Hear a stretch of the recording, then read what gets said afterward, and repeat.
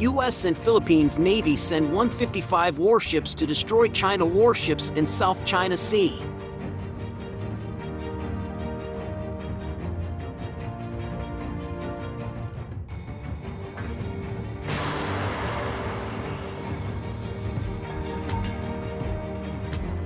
Even though South China Sea has not been in the breaking news mode recently, the aggressive military activities by both the United States and China have not abated even after President Donald Trump exited the White House. Watchers of events in the region are, however, growing increasingly concerned about the possibility of war or major conflict being triggered off by an accident between the two superpowers through a third party.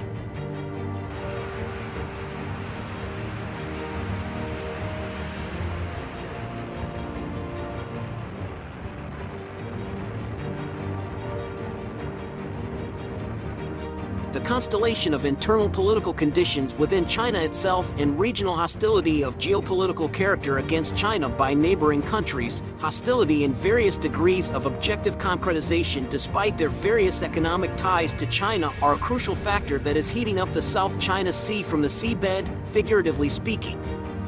This is a powerful factor to be taken into serious consideration in the analysis of the overall scenario unfolding in the region.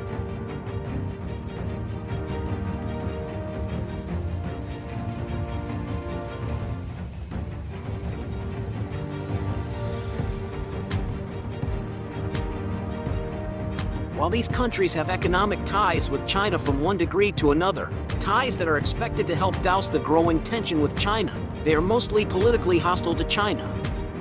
This is not only an accident of geography in which most of these countries are in close proximity with one another but also with China.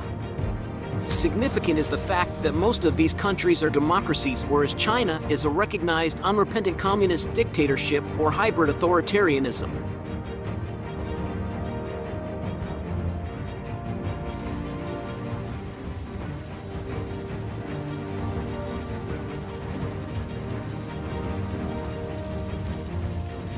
Most of these countries have one axe or the other to grind with China from one degree to another.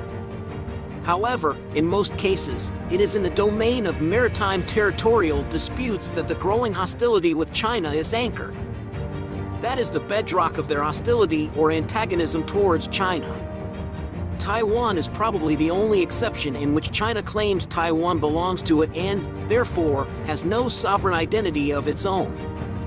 Hong Kong also falls into the same category of spurious claim of sovereignty over the two islands.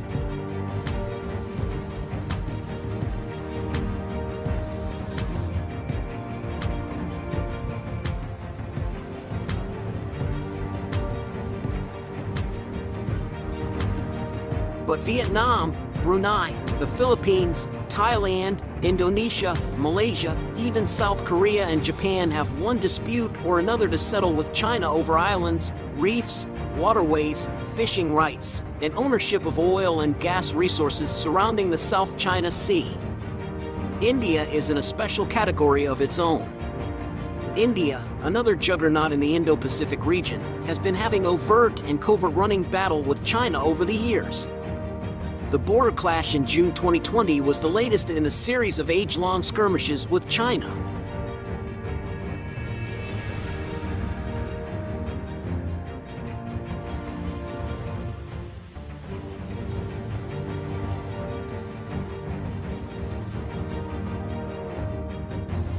The above forms part of the entire corpus of strategic thinking towards China in the last 2 or 3 decades back in Washington. Where's China really headed? Is China heading for showdown or war with its neighboring countries and by extension the United States, or are we to believe those propaganda about peaceful coexistence and cooperation with her neighbors? No one can really tell with any pinpoint accuracy.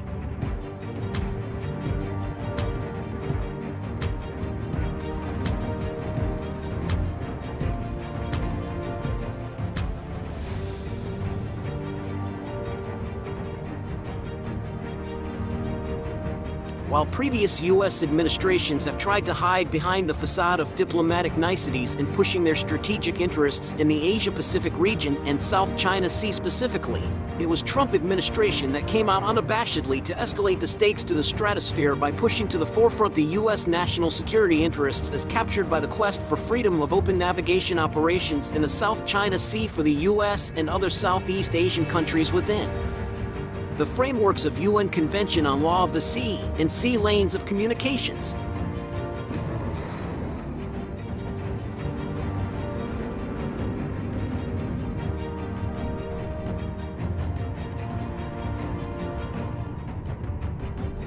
China's sweeping claims of sovereignty over the sea and the sea's estimated 11 billion barrels of untapped oil and 190 trillion cubic feet of natural gas have antagonized competing claimants Brunei, Indonesia, Malaysia, the Philippines, Taiwan, and Vietnam.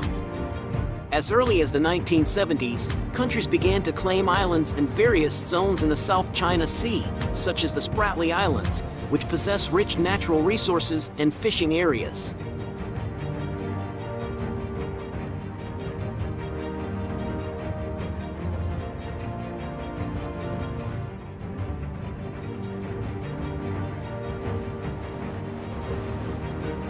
China maintains that, under international law, foreign militaries are not able to conduct intelligence-gathering activities, such as reconnaissance flights, in its exclusive economic zone.